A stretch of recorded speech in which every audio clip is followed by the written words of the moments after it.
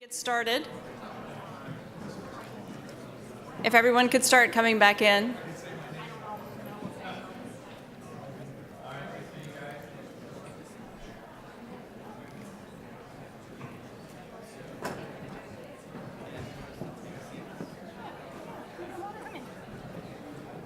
I'm on the far side. You're on the far side. Welcome, welcome. Nice to have you. Great to have you. Good to be here. Love having you here. Wonderful. Thanks for being here. Yeah, thank you. Thank you.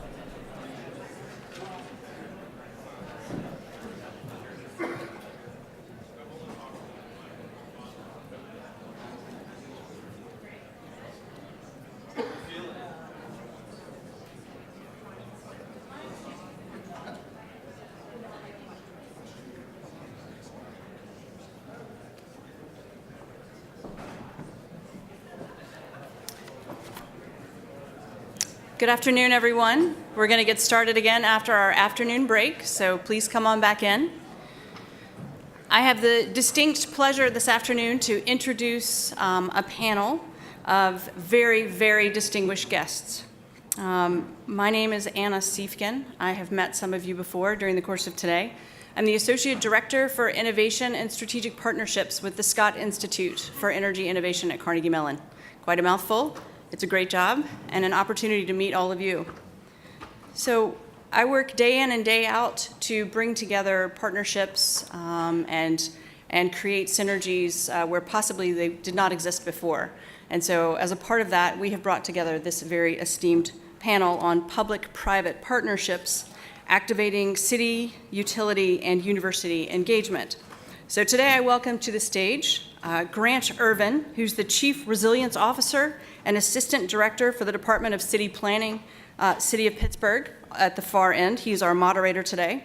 So Grant serves as the Chief Resilience Officer, where he oversees the integration of sustainability and resilience into city services, programs, and policy, and is a great partner to Carnegie Mellon University. Jason Anderson is in the middle. He's the president and CEO of Clean Tech San Diego, which is a nonprofit organization for members, which includes more than 100 local businesses, universities, government, and nonprofits committed to advancing sustainable solutions for the benefit of the economy and the environment. As president and CEO, Jason manages and leads several initiatives, including Smart City San Diego, advocacy efforts, and economic development programs. Philip Macy is further down in the middle. He is the president and CEO of Itron. He is an industry visionary working to drive digital transformation in the utility space. During his tenure at Itron, the company has grown from a metering technology provider to a leader in the Internet of Things, connecting smart devices to better manage resources. Itron is a leader in the energy and water sectors and Maisie helps drive the dialogue around utilizing technology and data to create more connected, vibrant, efficient, and safer utilities and cities. David Owens joins us as well. He is the retired Executive Vice President of Edison Electric Institute.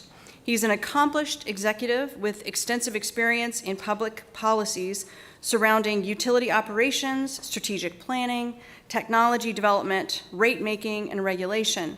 He retired from EEI last year, but he remains an advisor to EEI and serves on the board of Xcel Energy. He also chairs the Transformation Advisory Council, providing insights in the new design of the Puerto Rico electric systems. From what I understand, he has hardly retired at all. Finally, we have Rich Riazzi, President and CEO of Duquesne Light Company here in Pittsburgh. He serves as the President and Chief Executive Officer in Duquesne Light and Duquesne Light Company and the holding companies. Under Riazzi's leadership, the company invested significant resources to ensure that its infrastructure, the wires, substation, poles, and other equipment that make the company's transmission and distribution system, meets current and future electric demands. And with that, I'm going to turn it over to you, Grant, and our esteemed panel. Great. Thank you, Anna. And thank you all for joining us here this afternoon for this really great panel. And thank you all, gentlemen, for coming to Pittsburgh. The three of you and Rich. Rich is he's the hometown entertainment here. So it's great to spend an afternoon with you guys and talking about some really innovative things.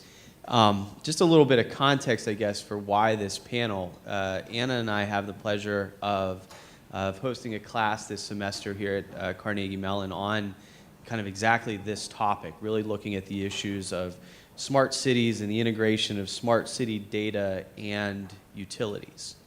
And when we started to conceptualize this, I think one of the things that really became one of the hallmarks of the conversation was the need for partnerships and the need for dialogue. And as I just kind of look down the line, one of the things is I've had the pleasure of meeting each of these individuals and having kind of an opportunity to share space and time with them, either on different panels or just using kind of your guidance and some of the work that we are doing here in the city of Pittsburgh. And it really starts me off kind of the first question that I wanted to kind of ask everyone is, you're seeing a lot of synergies right now in this space between cities and utilities and universities. And the reason, I think, is because there's big challenges that are out there that all of our respective sectors are encountering, whether it's issues of climate change or managing product loss or integrating technology into our business platforms. We're confronting the same questions at the same time.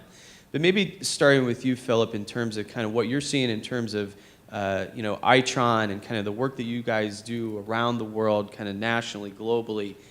Why are these synergies occurring between universities and private sector partners like utilities and cities? Like, what is the confluence and what's leading to that? Well, I mean, for years people have been talking about the proliferation of sensors and the proliferation of data that's generated by those sensors. What we don't talk about as much is that there is a lot of work that needs to go into building economical, reliable, accurate sensing devices out in the field. So there's continued research required in order to do that. How we connect those sensors back to the home office, how we operate those networks, and for goodness sake, what do we do with all the data that we're collecting through these networks are just these pressing problems where we're sort of making it up as we go along. And requires a lot of collaborative work and collaborative thinking, particularly with universities.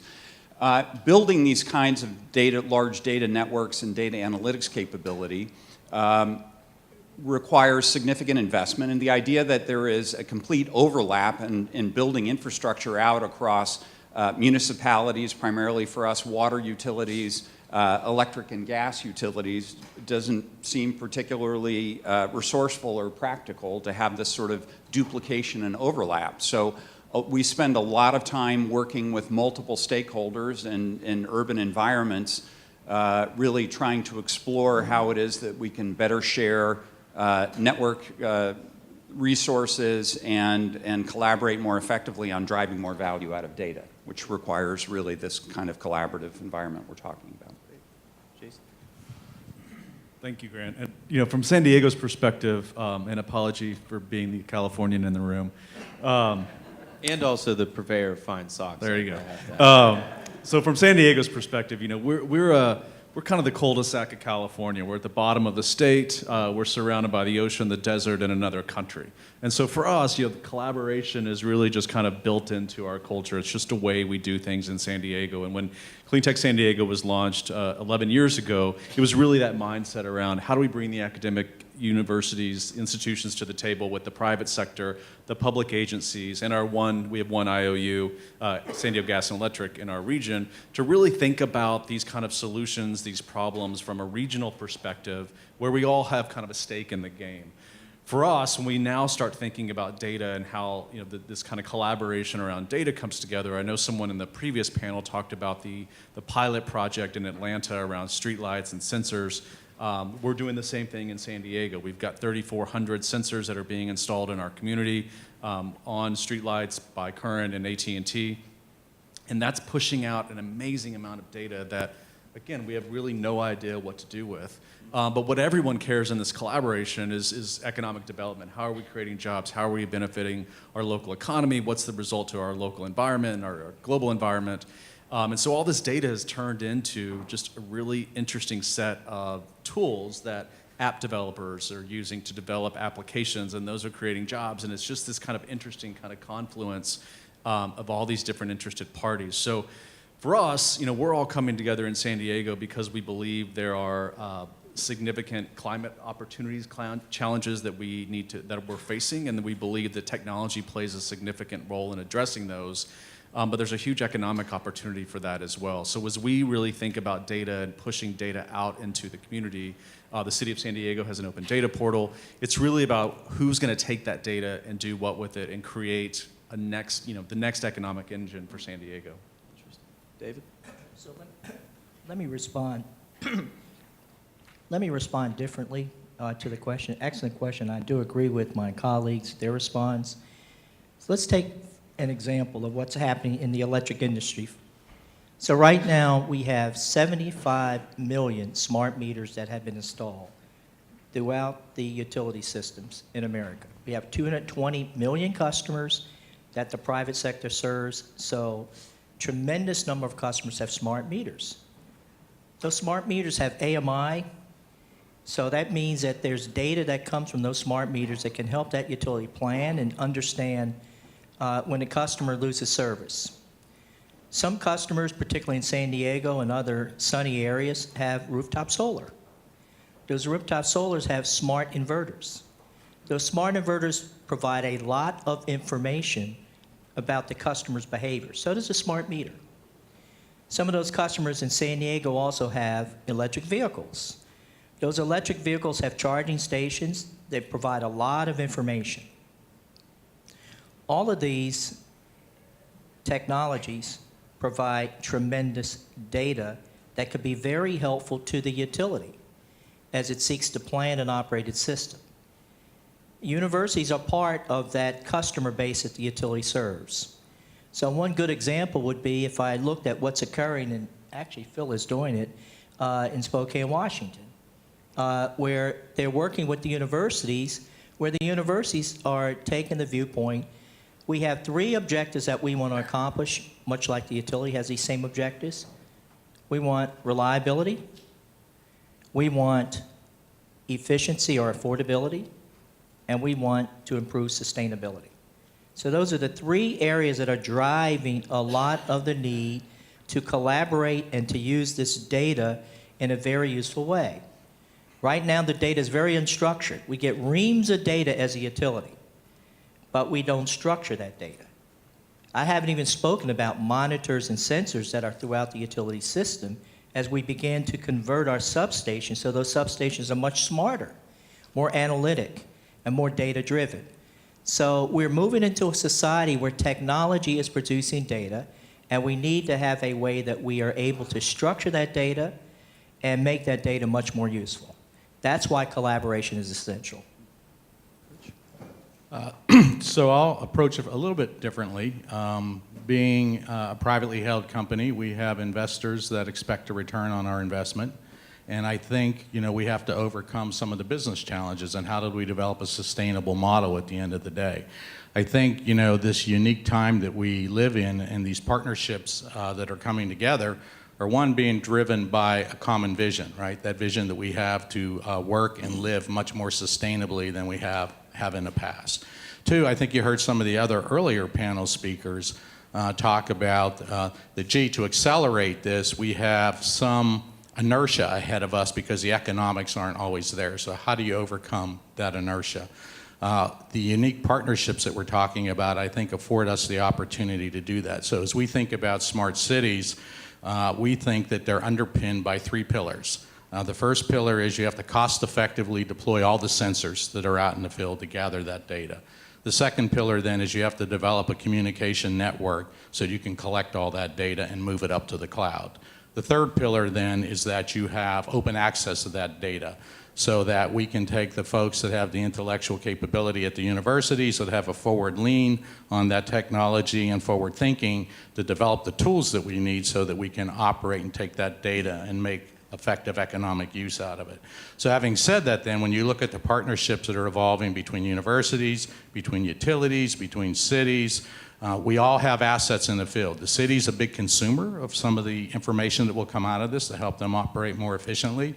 As a utility, we're a platform operator. So we have lots of sensors in the field today. We have controls in the field to manage. You'll hear about that a little bit later from some of the other panel participants.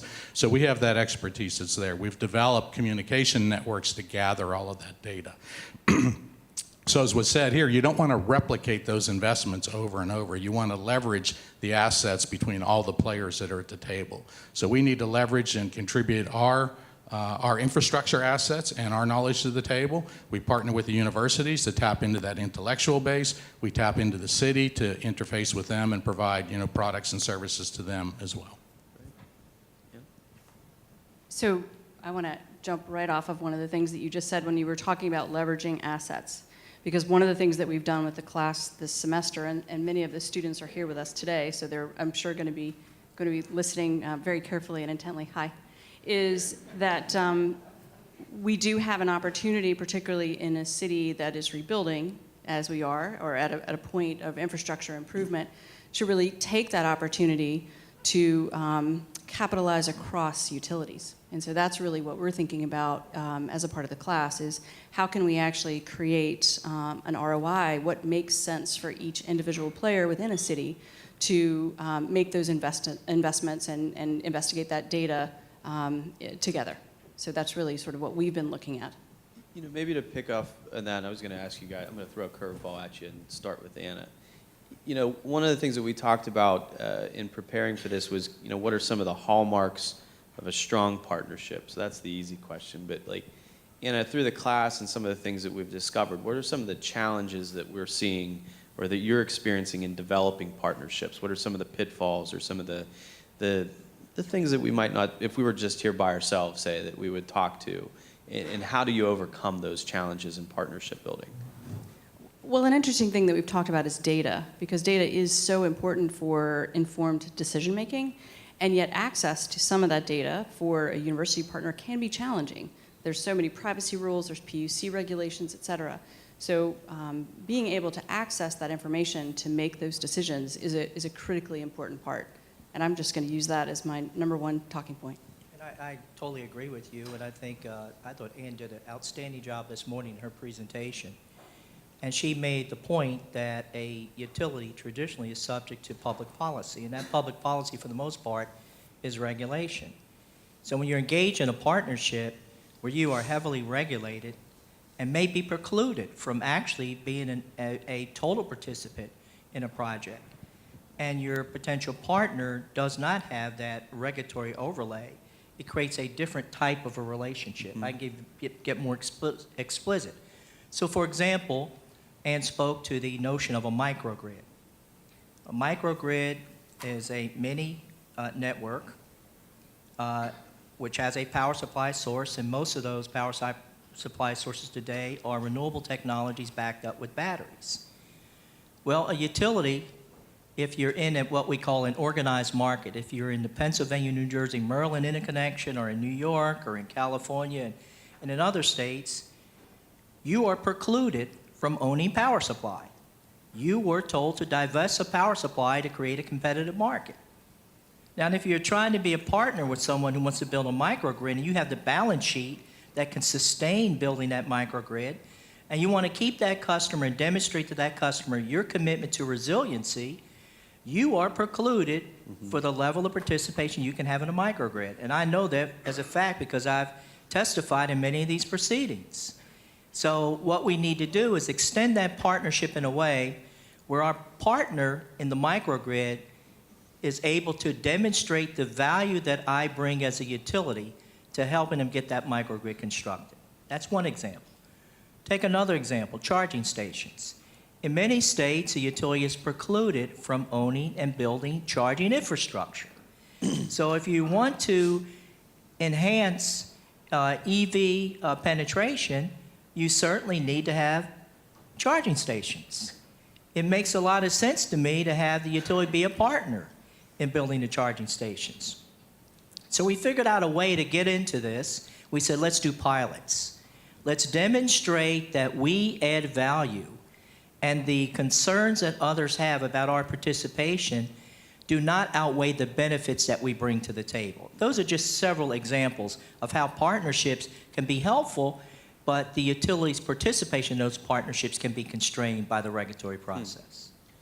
Do you have to start to bring the regulators in as part of the partnership? Is that one of the ways that we overcome? I mean, kind of what you're leading to, David, is that we have all this technology out there, but the rules of the game are creating an impediment for us to make that penetration into the market. I mean, how are you guys starting to find ways to overcome that, either in kind of the sensor space or utility, or with clean technology in particular? I could see that being an impediment. Yeah, I think for us in California, I mean, our utilities were also precluded from getting into the charging infrastructure game. And so they had to go in front of the Public Utility Commission. They had to make their case. SDG&E was just approved last year to install 3,500 charging stations within our region. It's part of their Power Your Drive program. They're doing it interestingly in that they are trying to incentivize drivers to charge when we have a lot of sun. We produce a lot of solar. We have more solar rooftop installations than any other city in the country. We've got to do something with all that power during the day, and the utility, through their Power Your Drive program, is trying to incentivize drivers to plug in during the day when we have an abundant amount of solar resources. But again, getting the approval to do that was a lengthy process, a costly process, and really an ongoing process. So there is that the regulatory challenge that I think everyone faces. But just to touch on, if we're going to talk kind of the dirty stuff here, I represent, my organization, Clean Tech San Diego, represents about 120 companies or members, most of which are private sector companies. Those private sector companies trying to work within the boundaries of a university or the city or the utility is quite challenging. The universities, the cities, the utilities have created very large bureaucracies that are very challenging for the private sector to work within. Sorry about that. So I think that's not a regulatory thing. It's a processy that we need to we need to figure out if we're going to really propel adoption of technology. A lot of these kind of bureaucracies are not allowing for it, and that's something that we have to turn upside down in order to move this forward. I mean, on that bureaucracy front, so we live in a time of incredible opportunity for change. This new technology and what we can do with all this data is amazing. There are lots of places for us to focus our attention. One of the things that is so special about being in this room with all of you is that the level of collaboration in Pittsburgh and with Carnegie Mellon and as a community that you have, because you are rebuilding and because you are focused, is a bet that we as a private company make on and taking a look around the room to say, are these people collaborating effectively? Is it likely that there's going to be a positive outcome? And you have something very special here. And I think really making sure that you continue that forward movement with palpable progress is the thing that is necessary for companies that are figuring out where are my bets. Jason's doing an amazing job in San Diego. It's easy to be in San Diego because of this very effective organization that's been put together. It's great to be here because of the level of collaboration. So the dirty secret from our point of view is there's a limited amount of bandwidth, and you got to figure out where you're going to make your investments. And I would encourage you, because this is a great place. That's interesting. Rich, maybe to you, I mean, on that with collaboration, I mean, you guys have some really key projects in the Duquesne Light service territory, both in terms of smart meters and microgrids. I mean, and you guys have been partners on some of those too with Itron. I mean, what kind of leads to that from your standpoint and your perch as the CEO of Duquesne Light in terms of making those decisions on which projects to advance versus where do I hold my gunpowder? Yeah, so we're trying to approach it taking what I would call a varied portfolio approach. So as we talked a little bit about earlier, there are some regulatory constraints to go through.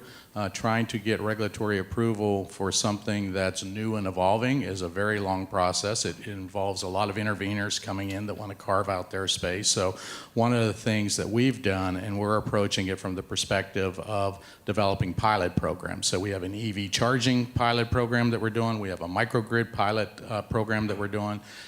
When you approach it from a pilot perspective, it's not as fast as you would like it to go, but what you're doing is you're teasing out, all of the other stakeholder interests and where they may be coming from. You're teasing out regulatory challenges that may be there. You're teasing out the technology challenges that may be there so that you can kind of do a proof of concept and then accelerate through the process and hopefully win broad stakeholder support when you go in to ask for that regulatory change. Other things that we do, we partner with the other utilities in Pennsylvania. We all kind of have a kindred spirit of how we view the industry and our vision of where it's going. So together, it's the voice of many, so to speak, where we try to get legislation introduced to knock down, some of the barriers that are there. We talked about some of the regulatory impediments. And we talked a bit about, I think, Grant, you were indicating you don't need to replicate the infrastructure 2 and 3 times, right? So you heard Ann talk a little bit earlier about the utility model. The way the utilities earn a return is you put plant in the ground, you earn a return on that investment at the end of the day. Well, when you think about it, when we talk about smart cities and smart meters that are out there, Duquesne Light is deploying, a state-of-the-art communication backbone to gather all of that data from the smart meters that are out there. It really doesn't make a lot of sense for the water company to develop the same network, the gas utility to develop the same network. Using one network, you can kind of leverage that investment once because we're all serving the same stakeholders, right? But when you look at other utilities under that model, it's, if I buy that service from Duquesne Light, I can't earn a return on it. So there's ways to overcome that. We'd have to go to the regulator and say, look, just because we're buying a service from a utility, they should be allowed to earn some type of synthetic return on that, right? This way we're getting a much more efficient, deployment, of capital. So I think those programs kind of, tease some of those things out, and it's going to be a slower process than you would like when you're involved, with the regulated industry. Part of it's bureaucracy, as you indicated, and I think we're working hard to knock all of that down. We certainly are at Duquesne Light. But the regulatory process, really, we need an increased focus on the part of our regulators to kind of up their game a bit and, start streamlining the processes, so to speak. But as we know, there's a lot of process involved, in that entire network. So maybe to build on that a little bit, and David, I'm going to pivot to you here. So regulations are put in place for a reason, right? So that you're trying to protect or provide some sort of continuity within a system. One of the things that we talked about earlier is these ideas of challenges. What are some of the challenges that you guys see in your organizations in terms of, what's up ahead? What kind of, what are you worrying about, whether it's like cyber threat or privacy and data privacy issues, and how are you starting to organize or marshal resources within your organizations to kind of prepare yourself for some of these challenges that lay on the horizon? So let me give a solution first. And I think Rich said it and others as well. This whole notion of outreach and education, or let me say it differently, collaboration.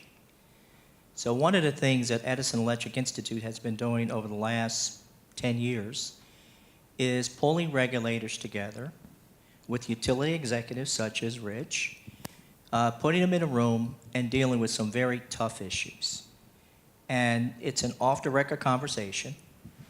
We have members of the financial community there too, and we deal with these cutting-edge issues so that the regulators get an understanding of how their regulations can be an impediment to the evolution and the adoption of technologies. That has worked But as Rich said, that is a very, very, very slow process because there are hundreds of regulators throughout the United States. You can pull 10 regulators in if you multiply that, it would take you 100 years. So there's got to be a better process. So the regulators get together 3 major times a year. So what we've tried to do at EEI is to have a session with them, a Saturday session. They get into town early.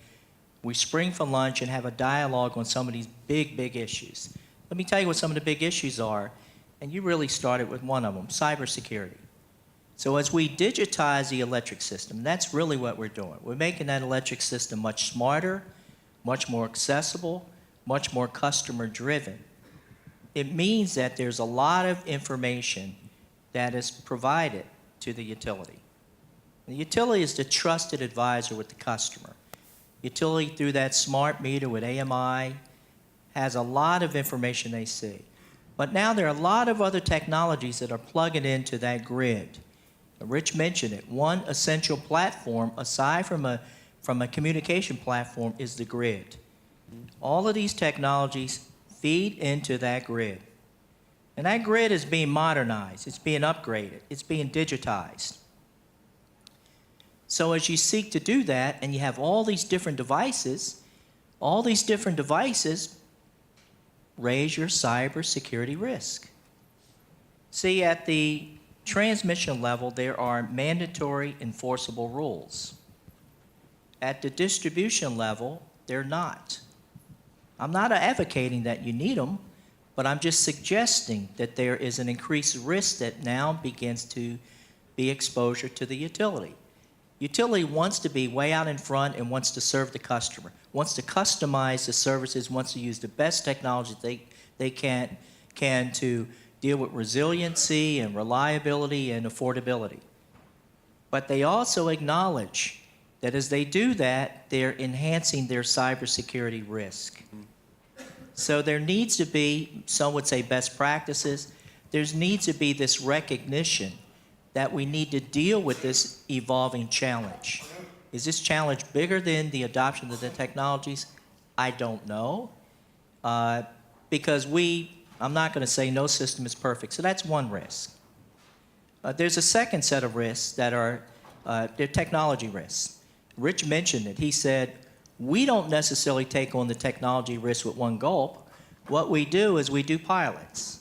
So there are a lot of technology risks that are associated with what we're talking about.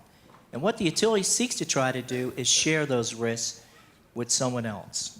And the regulator doesn't understand that because we have a cost-plus model. We make an investment, we get a return on it. Our pricing model's got to change. We've got to incent behavior. The earlier panel spoke about charging stations and the concentration of those charging stations at a time where they increase the demand on those substations. It means that you may have to increase the capacity or you have to use a different type of a pricing structure.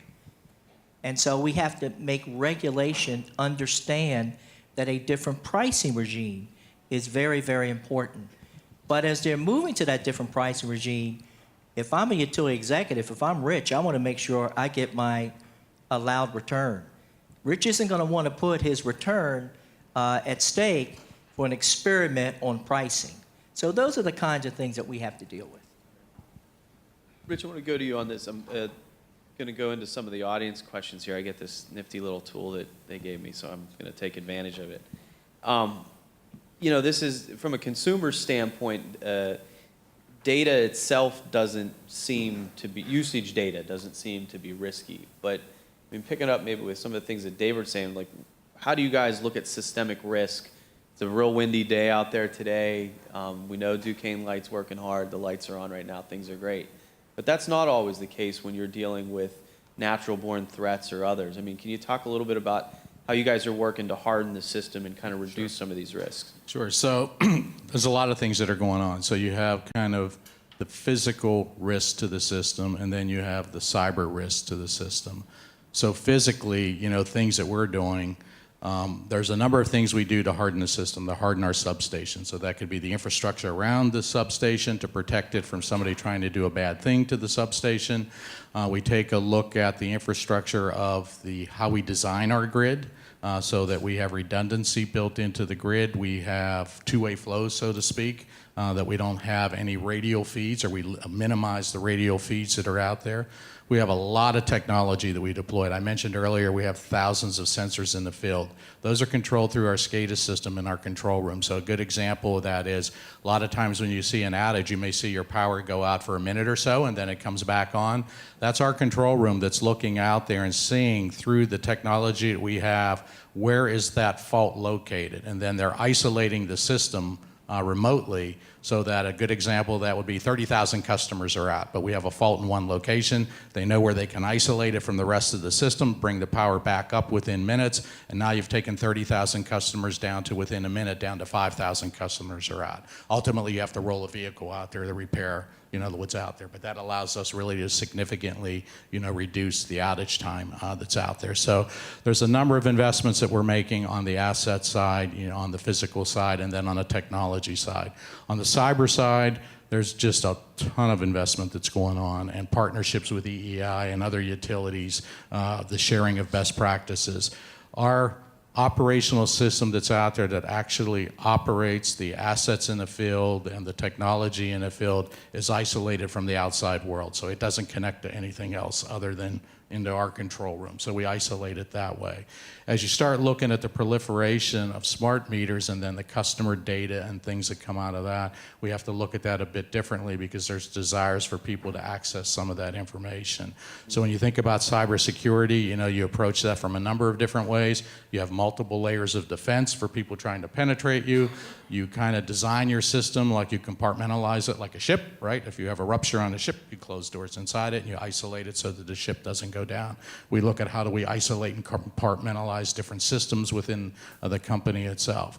And then on top of that, we need to start thinking about, from a cyber perspective, as we look at smart cities, I think that has to be approached by the specific technology, the specific desires we need to do with that technology in the field. For example, when we take a look at deploying all these sensors out there, if that data is coming in and we want to give people access to it, but they can't control or do anything with it, that's one layer of security that you'll put around it. If you have control of it, where you can actually go out there and take that data, look at where traffic flows are, now go out and start switching traffic lights and changing the sequence of it, that's a different level of control and protection that has to go around that. So I think it's, as you look at it, you want to try to compartmentalize it and then apply the appropriate level of risk mitigation in each of those particular areas. Jason and Philip, you're seeing it with kind of new startup companies developing new technologies. Itron's obviously been an established company for a long time. How are you guys looking at it, both from kind of a macro perspective, but also are you doing education with new companies who are just creating the new whiz-bang gadget in the clean tech sector? What's both sides of that spectrum look like? So Cleantech San Diego launched the San Diego Regional Energy Innovation Network last year, which is a California Energy Commission. Is there an acronym to that? There is. Okay. Which is a California Energy Commission funded program to support early stage energy entrepreneurs and help them get their product to market. The state of California has also set aside about $45 million to invest in these companies. So if you have a startup and you want to bring it to San Diego, let me know.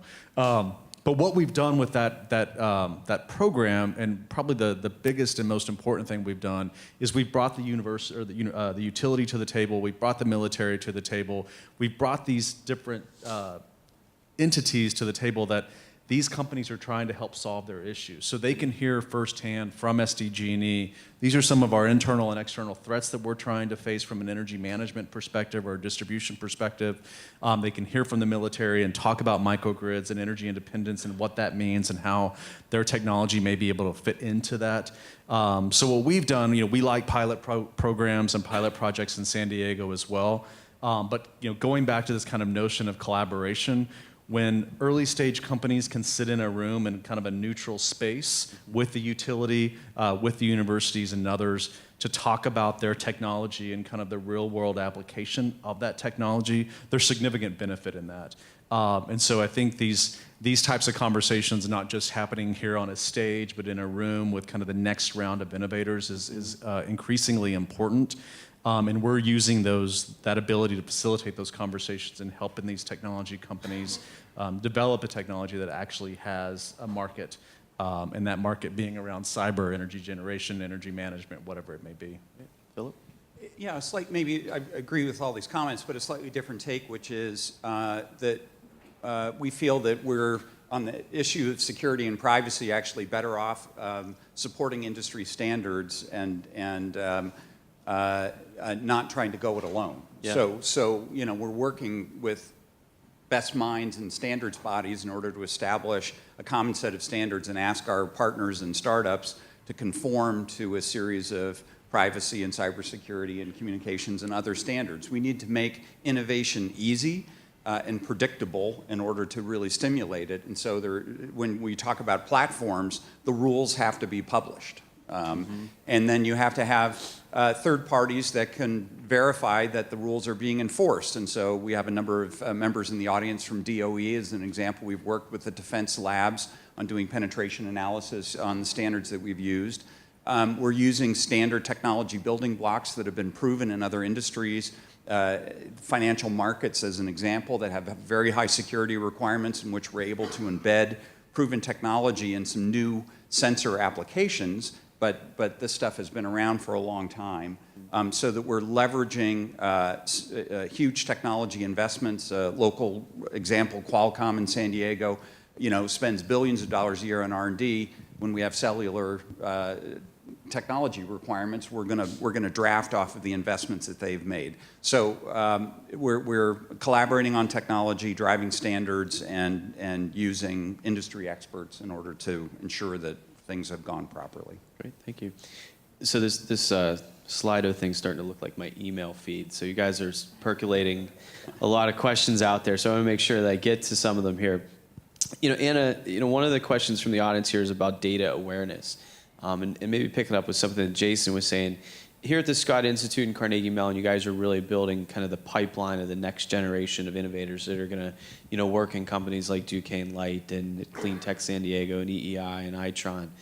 Can you talk a little bit about kind of the role of the Institute in terms of kind of formulating this next generation and not just tackling these big issues, but really creating the technicians that are going to fill in kind of the mindsets and build this next generation of applications? Oh, so the good news is that we have about 150 faculty that are working in energy-related topics already, and many of those are collaborating, and that's one of the things that we're known for here at CMU is the level of sort of integration and collaboration between our different colleges. So when people come to us and they have a particular problem, we actually are able to pull the researchers together to sort of tackle issues. We've done that a long time, particularly with the Metro 21 and the deployment, sort of the way that they've handled that. And the Scott Institute is sort of looking at some of those things as well. It's like, how can we be preparing? Because we know, even based on what Ann said this morning, it's certainly not the utility of the past. The skill set needs to be entirely different. And so the fact that we're strong in robotics and AI, machine learning, and cyber is an incredibly strong asset for a university like this one.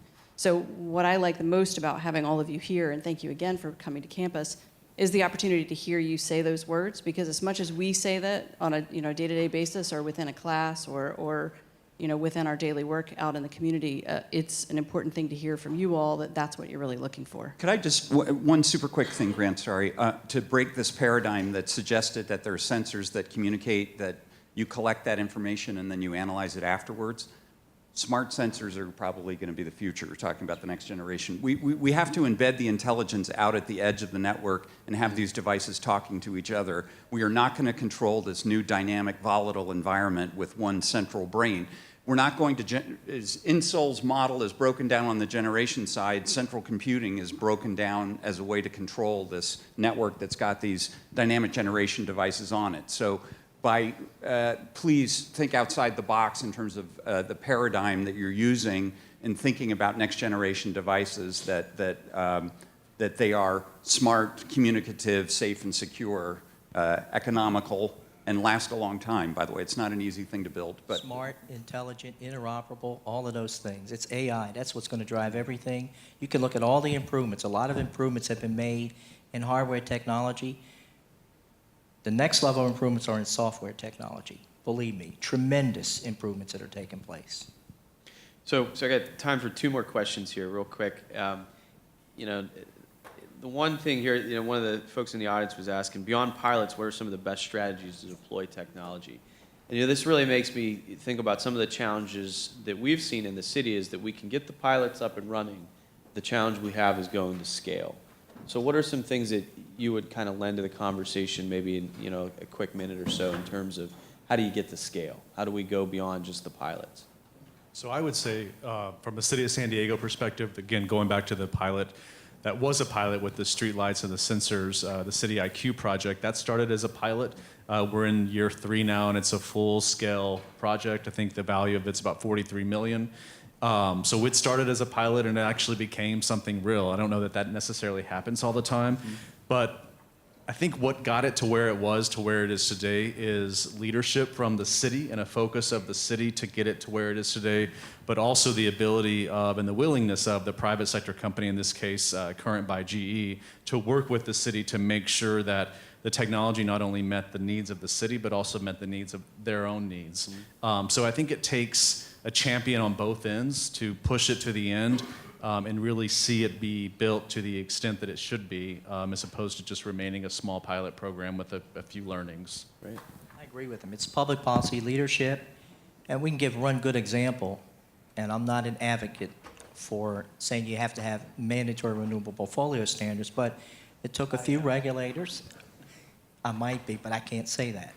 It took a few regulators to say, we need to move increasingly towards renewables. You know what I'm going to do? I'm going to mandate it, okay?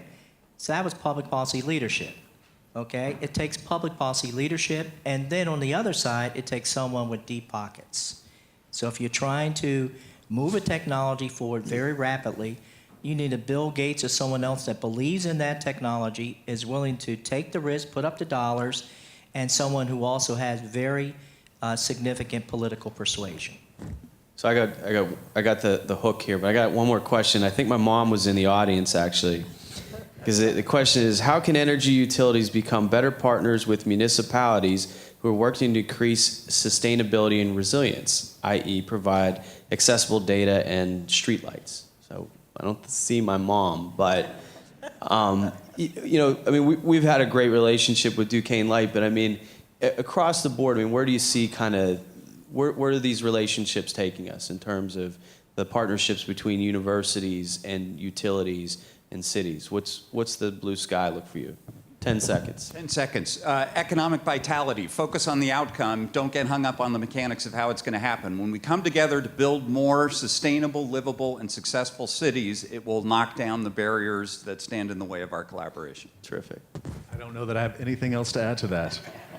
It's perfect. I think so too. I agree. Is that, your 10 when seconds down. when we read his bio, his visionary, that was perfect. Anna? So I would just say that research and partnerships with universities can be a big part of that. So we look forward to continued conversation, and we welcome the folks in the audience to be a part of that too. Thanks. Great. Thanks, everyone. Thank you so much to this panel.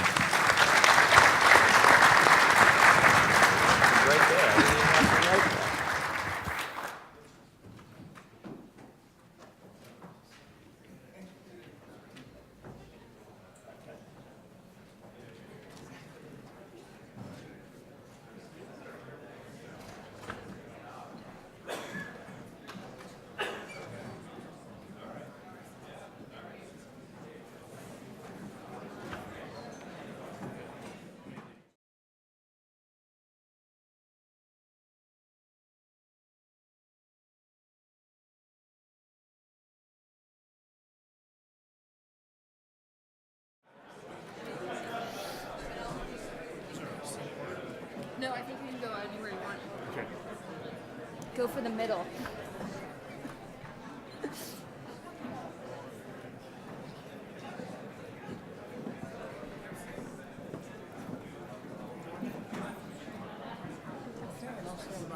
Fantastic. Okay. Do we need to wait for a signal, or am I okay to start? I will give you a signal by stomping on your foot if you don't start quickly. Okay, fantastic. Good afternoon, everyone.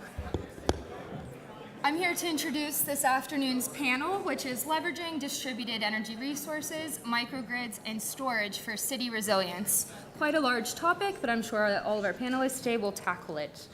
We have on our panel today Ron Godovic, who is the founder and CEO of WindStacks. We have Ben Morris, who is the Director of Operations, Work Management, and Performance for Duquesne Light Company. We have Chris Murray, the Senior Business Development Manager for WGL Energy. We have Lydia Sakarek, who is the Director of Strategy and Marketing from Siemens. We have Uros Simovic, who is here as a Senior Consultant from West Monroe Partners. We have Ramya Winstead, who is here for Development Engineering from NRG. And of course, we have Dr. Jay Apt, who is going to be moderating the panel as a professor from Carnegie Mellon. So without further ado, we shall let them kick off. Well, thank you very much. It's a pleasure to be introduced so expertly. So first, I'm going to give the audience, because we like an intellectually diverse audience, some definitions. Distributed energy resources. So DERs, as the specialists call them. DER is a term that refers to both hardware and software connected to the local electric distribution network. And so those resources can produce power. Think of rooftop solar arrays. Or they can consume power in a controllable way. Think of an air conditioner whose set point can be changed, or a freezer at Giant Eagle here in Pittsburgh. Or they could be electric storage, like a Tesla Powerwall. Microgrids. So a microgrid is a small group of generators and users of electricity, loads as we call them, that are capable of supplying power to the users within a defined area, and it can be connected to the grid or operated on its own. So those are the definitions. Now everybody's more or less on the same page. What I'm going to do is ask some questions of the panelists, and then you folks have a way to put in your questions. I've got an iPad here that those will come up on. So first question to Ben Morris and to Chris Murray. What distributed energy resources are you seeing now on the civilian grid, Ben for Duquesne Light, and at a U.S. Navy installation for Chris Murray? So Ben first, and then Chris. I'm happy to go first. Thank you, Chris. So for Duquesne Light Company, Duquesne Light is the local electric utility serving Pittsburgh and the surrounding area. To give you a sense of the size of the electricity flowing across our system, our peak load was approximately 3 gigawatts or 3,000 megawatts, which was in June of 2012. So that was a particularly hot year. Now if that's the peak, when we think about DER, the DER that we currently have interconnected to our system is approximately 18 megawatts. So that's approximately 0.6% of our peak electricity. That's still relatively small, but what comprises that 0.6% of our electrical throughput essentially is primarily the largest DER is solar. So we have a handful, and I mean literally a handful of larger CHP installations from different customers on our system. But by far, of those 18 megawatts, it's primarily solar today. And the driver behind that is, we need to look back a few years historically, but in about 2010, there was essentially no DER in our system, or no renewables. In 2014, there were approximately 3 megawatts and 100 to 200 customers with solar or renewables. 2016, the beginning of the year, approximately 5 megawatts and approximately 300 customers. In the past 2 years, since 2016, we have grown from 5 megawatts to approximately 18 megawatts, and from approximately 300 customers to 2,100 customers. That's in 2 years. That's big growth in what we're seeing for DER. And the drivers for that, it's actually quite easy to put your finger on. In 2016, we had some national entrants for solar developers in particular come to Pittsburgh and begin marketing here. Those national level marketers are really the biggest drivers in the past 2 years of the growth that we've seen in DER in Pittsburgh. Specifically, I think there are two reasons why they've developed such growth. One is simply because they've done door-to-door aggressive marketing. So one is just education and knowledge for customers in the area. The second, and I suspect this is the bigger driver, is that the national level solar developers have financing options for their product, which before 2016 weren't available in Pittsburgh. So in my opinion, it's both the marketing, but probably more likely the financing options that have driven the growth that we've seen in the past few years. So it's still relatively small in the grand scheme of the electricity flowing across our system, less than 1%, but the growth is real. Ben, thanks you very much. Chris? Hi, Chris Murray, WGL Energy. Reason I got the question for the Navy is prior to coming to WGL, I spent about 2 years at the Navy helping build distributed generation resources for the Navy for resiliency purposes. So I'm going to give you two answers to your question. What kinds of DERs does the Navy like? They like resilient DERs. But the more precise answer, I'm also going to give you two answers. The last administration, it was all about renewables, specifically solar PV. That was primarily driven by the tax credits. We were trying to move a gigawatt of renewable solar PV primarily as quickly as possible to try to take advantage of the tax credits. They got extended, we got more breathing room, but that's what was driving it. We had a smattering of solar, or a smattering of storage, a smattering of fuel cells, a smattering of other stuff, but it's primarily solar. Now, going to my second answer, my two-part answer. In this administration, again, it's all about resiliency, resiliency, resiliency. And some of the services have decided to define resiliency in terms of something that can provide 14 days of backup power. So what that means in a very technology agnostic way is they don't want diesel gensets. They want on-site resources that can last 14 days. That leaves you with, guess it, solar PV and other things like that, where you can have no supply chain issues. In the business world, it's called the supply chain. In the military, it's called the kill chain. They don't want to have a kill chain. They want to have something on-site that you can deal with. So it's primarily going to be solar and storage. But CHP, a little smattering of that as well. Some fuel cells, again, you have a gas issue, but the key word is resilience. Chris, that's a great answer. Thank you. So for Ramya, what sort of technology mix do you see being necessary in order for distributed energy resources and microgrids to increase customer reliability and grid resiliency? Thanks, Jay. I really like this question because it hits on three major aspects of microgrids. We're talking about technology mix, we're talking about customer reliability, and we're also talking about grid resiliency. For me, when I look at this, it starts with customer reliability. You start with who your customers are. And when you start thinking about customers, you're thinking about the residential sector. And as you move up this market ladder, you're thinking about commercial customers, industrial customers, institutional segment. That's key. And as you keep moving up this ladder, what you see is the need for reliability keeps going up as a multiplier, and the importance of resiliency also starts increasing based on the type of operations. So I think at the end of the day, I think all of these people are looking for reliable, resilient power.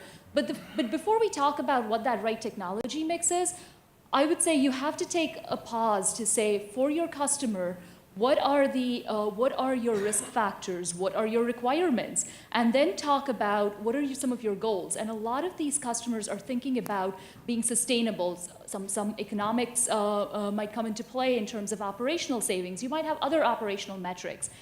All of these things, ultimately, in my mind, is what defines that right technology mix. So, I mean, a classic example would be if you take a medical center that is that's a hospital that has that's serving patients. You have a vivarium maybe, or maybe a first responder emergency site. They all have the same high-level need of resilient, reliable power, But when you drill down, the risks associated with it, the actual requirements, and the goals that they have might vary. So your technology, and there's one consistent thread though between all of them when you think about this, and that's the need for energy that is available to them at all times. So in my mind, when you say energy, it's not just electrical energy or it's not just mechanical energy, it's both. You have to consider both in tandem, because when you look at your customers, what you see is these are people who are using both electrical energy and thermal energy. And for the longest time, we've looked at technology and we've looked at electrical energy, and we know that aggregating multiple buildings, aggregating multiple loads, opens up and diversifies our options with the type of generation we can put on site. We could, you have economies of scale coming into play, you have better flattened load profiles. And now if you take on yet another aspect, look at the thermal loads of these systems and layer that in, now your options are even larger. Now you can think of having a combined heat and power system. You can think of district energy systems. You can then layer that on with PV potentially. So the technology options start broadening as you start thinking of energy, not just as electrical energy, but as electrical energy and thermal energy. And so then what happens is you have this wide array of options now available to you. You can have solar, you can have energy storage, you can have combined heat and power, you can have thermal energy. And all of this together is what, and the right technology mix at the end of the day is what clearly meets the requirements, what clearly provides a solution for the risks that were identified, what helps you get to those targets. Okay, thank you very much. This is for Ron. The Pittsburgh Airport is exploring self-generation options to avoid the kind of mess that Atlanta got into last December. What can you tell us about where customers like the airport are going to be in the near future? Sure. So as Jay mentioned, back in December of last year, the Atlanta airport lost power for all of their critical systems, frankly, and it really sent a jolt through the entire transportation industry on the East Coast. And speaking of resiliency, if you think some of these Navy bases are resilient, the modern airports today have an amazing electrical kind of system, backups to the utility grid, not only traditional generators, but CHP and steam, et cetera. In fact, it's really layer upon layer upon layer. Yet this still happened in Atlanta. So just recently, the Pittsburgh airport looked at considering right now and are taking requests for qualifications for self-generation. For those of you in the Pittsburgh area, you probably recall a few years ago the airport agreed to fracking and leasing on the airport property, so they certainly have an abundance of natural gas out there to look at that. So that's, I'd like to kind of introduce the notion of prosumers, which are really our target customers who are considering producing, storing, and consuming as much energy as they can, and still working with the grid as either the primary or a backup source of power. We're in the wind industry, so the past 24 hours has been a great couple days, a great day for our customers, to say the least. But I'll give you a quick example, if you'll indulge me for a minute. We had one residential customer that's an elderly couple that happened to live near the airport that lost their power for about 3 hours last night. They happened to have one of our wind and solar hybrid systems with storage, and to them, losing power is a matter of life and death. They are both on CPAP machines, and they need them to sleep at night, et cetera. And they're deathly afraid of carbon monoxide from generators as well. So our system was specifically designed to give them 4 hours of backup if they lost their power. And that's exactly what happened last night. And we also had a commercial customer in Virginia that they got 60-some-mile-an-hour winds. They lost their utility power just for half an hour, but for a commercial business, that can be very expensive, especially in the trucking business. So the storage for them was designed to really help bridge that gap.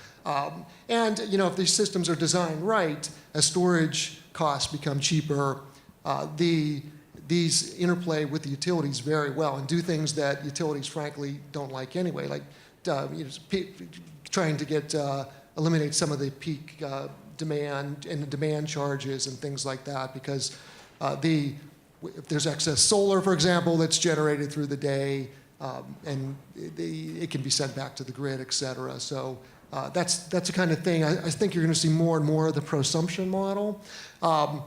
And just to kind of reinforce the previous group who talked about how utilities are precluded from storage in some regulatory environments, I frankly also agree that that's ready for a regulatory overhaul, because folks like Duquesne Light, who are more progressive in embracing these types of technologies, even in pilots, would be excellent partners for these businesses. I don't think many of them don't necessarily want to do this, and maybe a 7, 10, 15-year ROI isn't fantastic for their balance sheets. So I think if there's a platform to help utilities embrace storage, that's a way to go. Thank you, Ron. That's great. For Euros, New York avoided $1 billion worth of grid investments in Brooklyn, Queens, by turning to demand management and local generation. And they also want to avoid problems like they had after Hurricane Sandy, when the next Sandy comes. What can you tell us about New York's reforming energy vision? So reforming the energy vision is sort of an initiative that was started by Governor Cuomo back in 2014. And the idea is that we need to have a clean, affordable, and resilient network. Hurricane Sandy came in 2012 and really left the whole city and half of the eastern seaboard devastated. In New York City, the subways were completely flooded. The Bellevue Hospital had to be evacuated, and many others. So what we're trying to do in New York is figure out what kind of solution can help offset the traditional investment in distribution engineering. So in Brooklyn, Queens specifically, Consolidated Edison, the utility company that is in charge of New York City and metropolitan area, they forecasted that 69 megawatts of power is needed in 10 years' time. And obviously a traditional way would be to put in another transformer, to put another substation, put new cables in line, and that is that $1 billion or $1.2 billion investment that would be needed in traditional infrastructure. Now, majority of the folks here in the room understand that the distribution as well as transmission infrastructure is sized for the hottest day of the hottest hour of the hottest day in a year. So majority of the time that infrastructure is being unutilized. So perhaps there's a better way of, instead of putting a new substation in place, a better way to solve this issue, and again, hit on all 3 points, which is, again, clean, affordable, and resilient. So non-wire alternatives, or non-NWAs, is how New York is calling it, or if you ask somebody else, it's straight out of Compton, and it would be non-wire solutions instead of NWA. We're looking at all sorts of distributed energy resources, demand response, energy efficiency, any kind of way so we can sort of decrease the load and hence perhaps not even build that substation. So that $1 billion is being offset by $200 million worth of investment, again, in these clean, potentially renewable, distributed energy resources that are being built across Brooklyn and Queens neighborhoods in New York. So it's not just Con Ed that is doing that. As a matter of fact, through reforming the energy vision, all utilities in New York State are mandated to take a look at how NWA or NWS can be used instead of traditional infrastructure. So what you do instead of a typical pilot project or a demonstration project, you take that money that was already allocated within the capital investment plan for that substation, you take it out of that plan, and you spend that money wisely on a non-wire alternative. And by the way, we don't know yet if these non-wire alternatives would be able to last as long as a transformer, which has, what, 40, 50 years lifetime, typically. We don't know yet if solar and storage can withstand that many years, but at least we're sort of deferring that need for capital investing for, let's say, 10 years or 20 years or however long this technology can last. On top of that, we're seeing that that forecast might change in that 10-year period. And at the end of that 10-year period, we're going to do another benefit cost analysis, see if there's still a business case for a non-wire alternatives, or perhaps we will indeed have to invest $1 billion into building out the grid. Gee, that's swell. That's very interesting, new information indeed, I think, for many of us. So for Lydia, your company, Siemens, has recently formed a joint venture with AES to provide energy storage solutions. What can you tell us about the business case that you folks see for energy storage in the near future? Thanks, Jay. So probably the main question really is addressing the business case for Fluence or Siemens and AES Energy coming together to form this venture, but it is largely driven by the business cases of our customers. So I think it's important to examine, where is the market for storage out there to start with, right? So the vast amount of storage that has been deployed is been the wholesale or the utility, if you'd like to call it utility side deployment.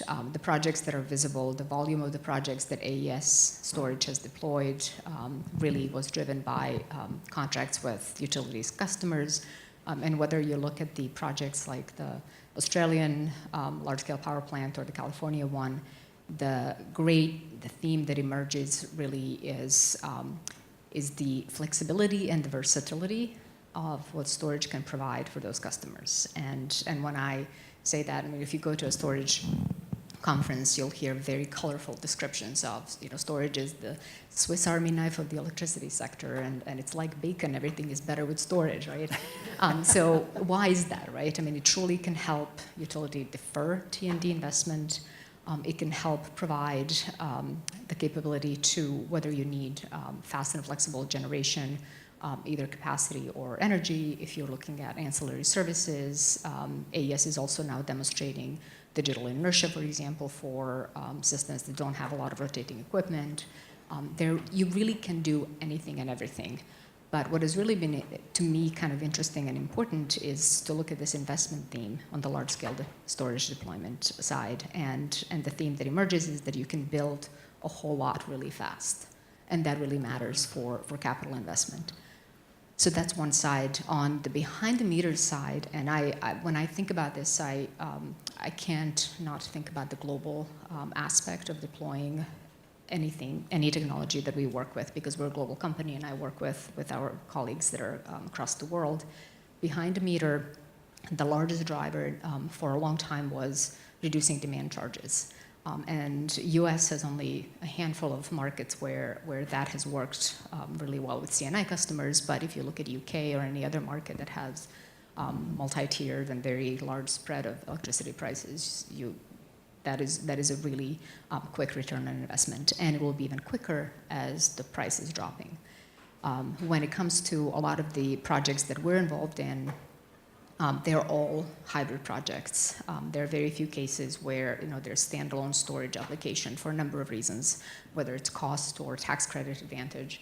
But really, it's about what does it do, right? And I think that for a long time, the community talked about revenue stacking, so different ways of utilizing storage in electricity market. I think we talk about that less and less, partly because of the modes of using the battery and when it needs to be available, how to be managed, but also because storage is dropping in price. When I think about solar contracts, PPAs, and when we had inverter reserves years ago, because inverters were very, very expensive, it's not an issue anymore. You can replace it very cheaply. We'll be able to do the same thing with batteries. Now, those who are selling to the end users of batteries, what is their business model going to be, right?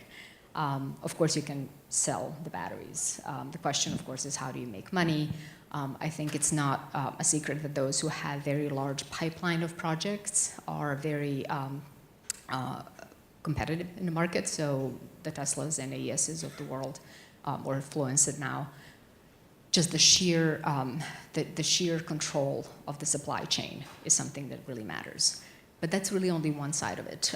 The other side of it is also how do we package and how do we then control these systems? And so the theme that emerges, and that has been less of an issue in large-scale projects, but I think in smaller-scale projects is going to be this overhead beyond the battery price. It's only 1/3 of the system cost, right? So if you followed the debate in solar photovoltaics, distributed solar for a long time, the soft cost of implementing solar, there's going to be a whole lot of that. And so what are the advantages and what are the solutions that can help you become more competitive in smaller scale storage, I think are very endemic to the customer and the market that you're addressing. And I could talk about that for a really, really long time.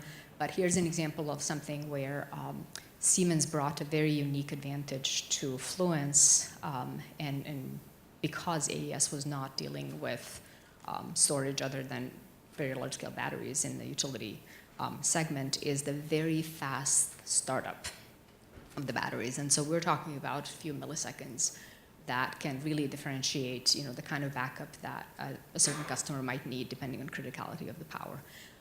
Another theme that emerges, I think, is also because the technology has been de-risked at this point and is also becoming cheaper, more commonplace, the financing is a lot easier. So we're going to see third-party ownership being available, and certainly is available right now with Fluence as an example. But that is also going to be in the mix with outright ownership of the batteries for a very long time. So the management and the de-risking of the operation of the battery then is going to be a core competency for the business that's financing it. Thank you so much. That's great. Ben, Duquesne Light is proposing to develop a pilot project microgrid at your operations center on the North Shore for resiliency and long-term outage mitigation. Can you describe that project a bit for us, and also the regulatory and legislative aspects that you folks need to make that go? Absolutely, Jay, thank you. And I think I'll actually tackle the question in reverse. So maybe starting with what we're trying to accomplish at a bigger scale. So within Pittsburgh, our customers, but also the local government, have a strong interest in resilience for their operations and for their activities. So what Duquesne Light Company ultimately is attempting to do is to move forward the implementation of microgrid technology within the greater Pittsburgh area. There are different ways that we can do that, and so I'll share with you what we're trying to accomplish and how. To explain that, I'm going to draw one distinction, which is a microgrid which is behind the meter and serving a single customer, and a microgrid that would be in front of the meter on the greater utility grid and serving multiple customers. When we think about Duquesne Light Company's Woods Run microgrid project, I'll explain the details of the project momentarily, but I'd like to be clear that it's a behind-the-meter microgrid on Duquesne Light Company's own property, and the purpose of that is resilience.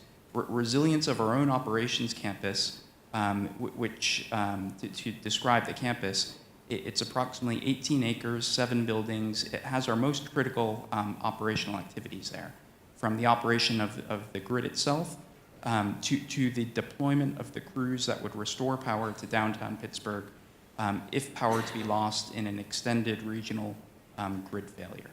So for our project, and I'm actually not going to describe it as a pilot project, Jay, because it's on our own property. So Duquesne Light Company, like any other of our customers, has the right to install a microgrid behind the meter on their own property. That's what we're trying to do with the Woods Run microgrid.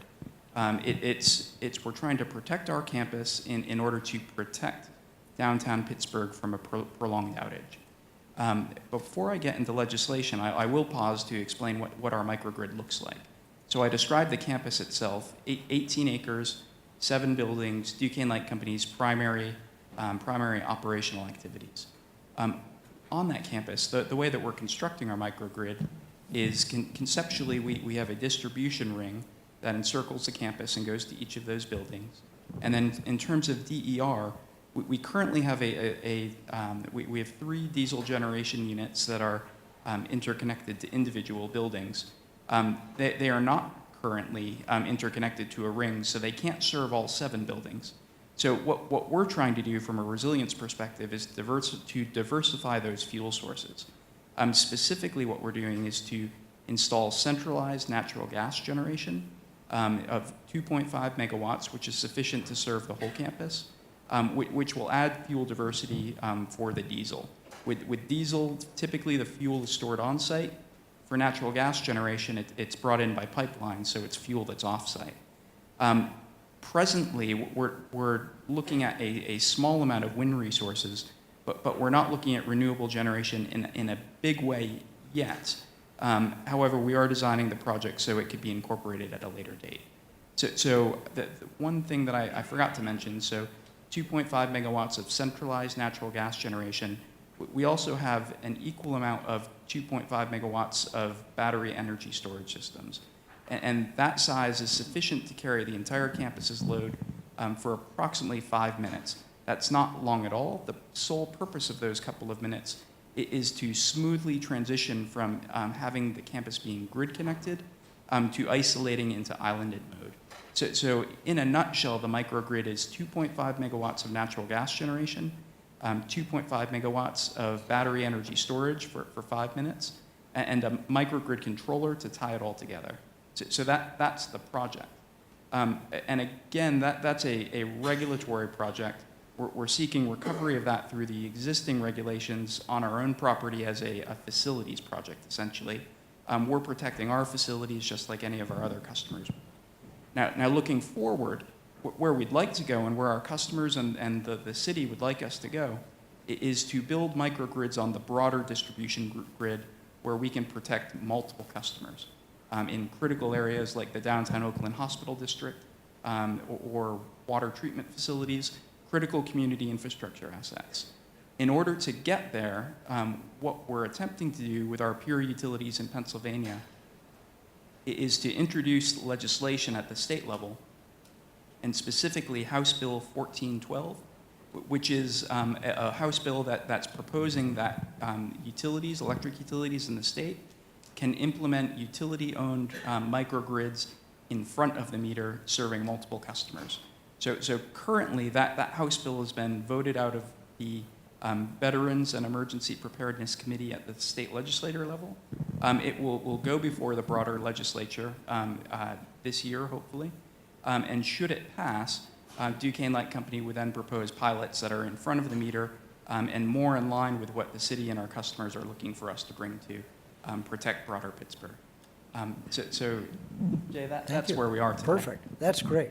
I really appreciate that, Ben. So for Chris, I'd like to ask you, what do you see as the economics of microgrids? And there's a question from the audience closely related that says, what's the main roadblock to microgrid deployments? What are the economics? They're expensive. What's the main roadblock? They're expensive. I told you they were closely related questions. So economics, in an ideal world, you can make money, you can save money, you can have increased resilience, which might allow you to save money, which I'll explain. And then it might just look good for your branding and marketing for sustainability purposes. So let me explain. With regard to make money, Lydia already kind of mentioned it. Sometimes if you have a microgrid that has a battery, and maybe it's connected to solar, maybe it's connected to gas, whatever it's connected to, it has resources that you can use, and it has excess resources that you can bid into a wholesale market. So you still have enough energy on site to maintain resiliency on site, but you have an excess that you can provide, for instance, in PJM, maybe providing frequency regulation. That's a nice, and in the places I've worked, actually not peak shaving or peak demand charges that are actually, I'm not making any money on that. It's ancillary services can help me finance a project.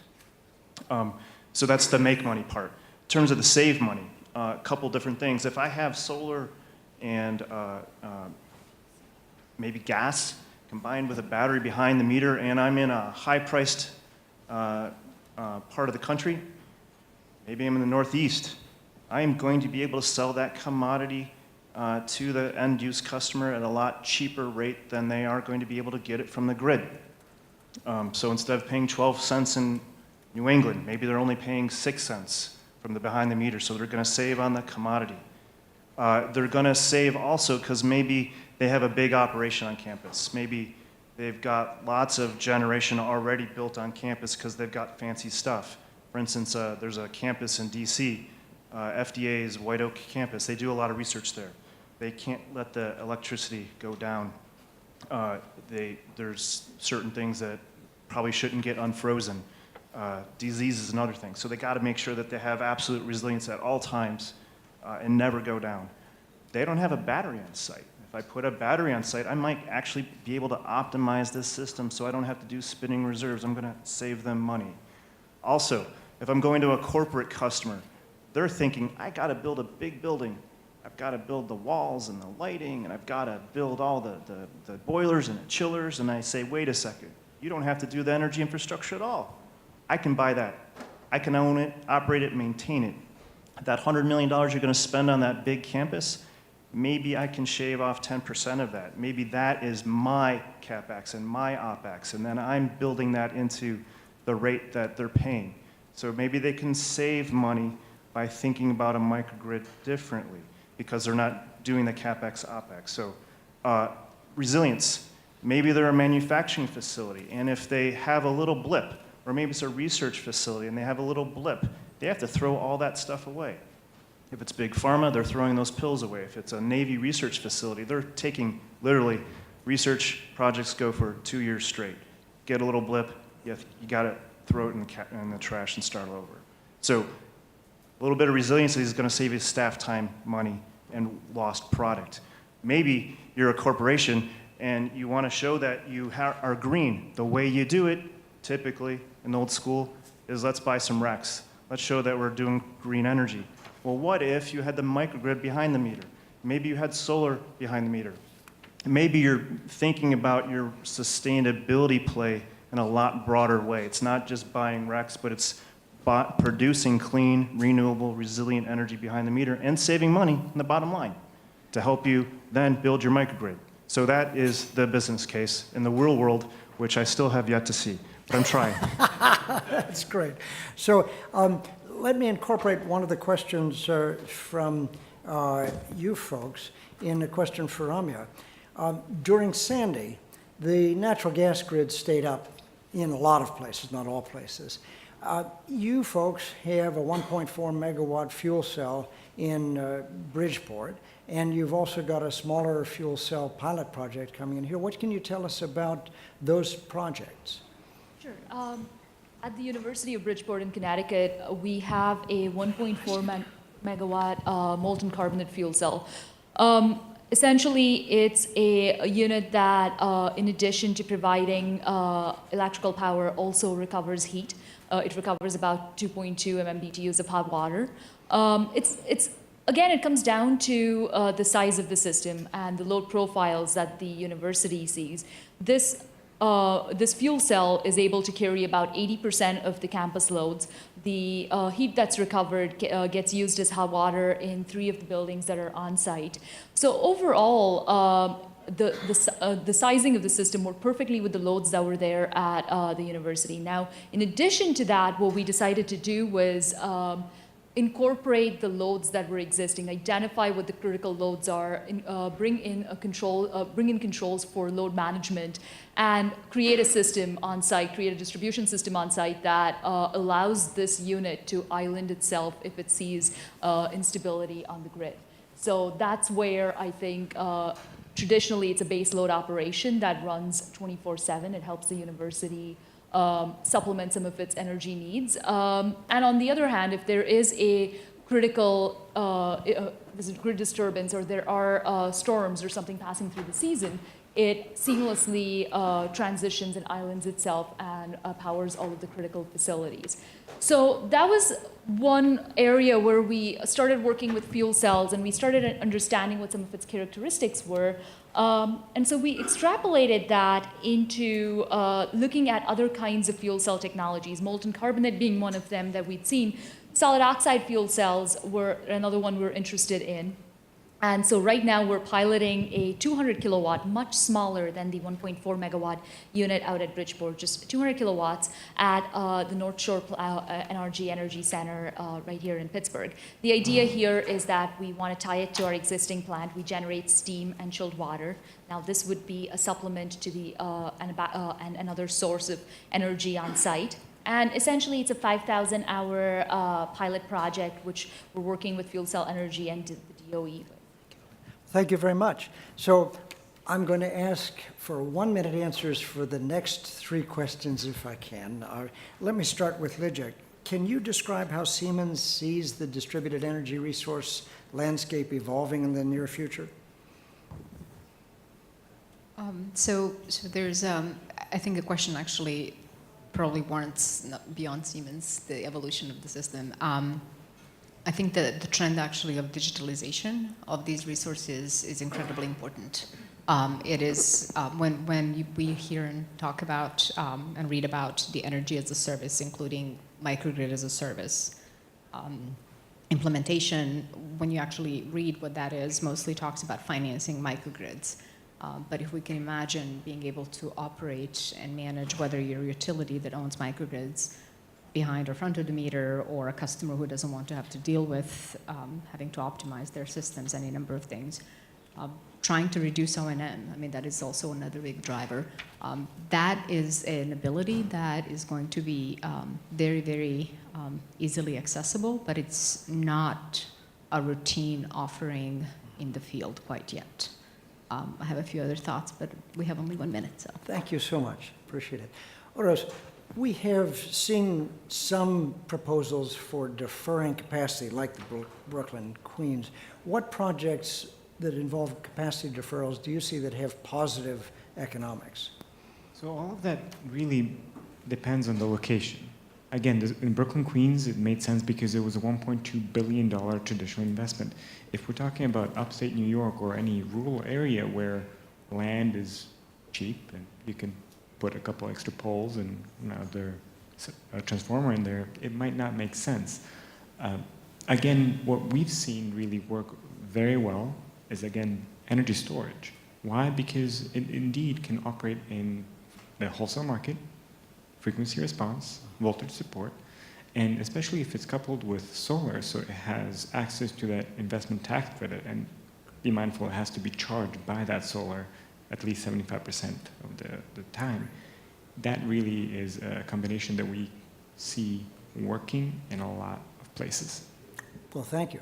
My iPad timer says we have 1 minute, so Ron, can you tell us where you see community solar going in 1 minute? No, I cannot. Do you see it positive or negative? Yes. Yeah, just to use another quick example, we're working with a post-traumatic stress syndrome veterans retraining center in Arizona that is a more or less an off-grid community that they have a number of residences, about 50 of them, and they're learning skills while they're going through rehabilitation, which include solar and alternative energy, wind, sustainable farming, and other things. So this is a situation where we're putting in a high voltage DC microgrid, a 1 megawatt battery storage system, completely wind and solar. It happens to be off grid, south of Las Vegas. So we do get quite a few inquiries about that. So, and other major users like indoor agriculture, we're seeing more and more of the thoughts of not energy as a service, but energy as an investment, which is a different philosophy in our group.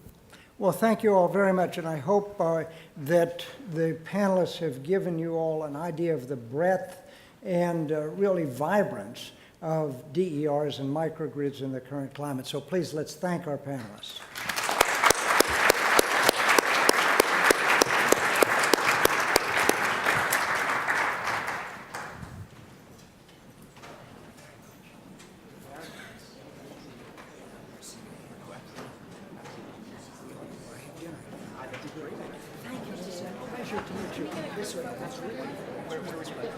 Good to see you again. Take care.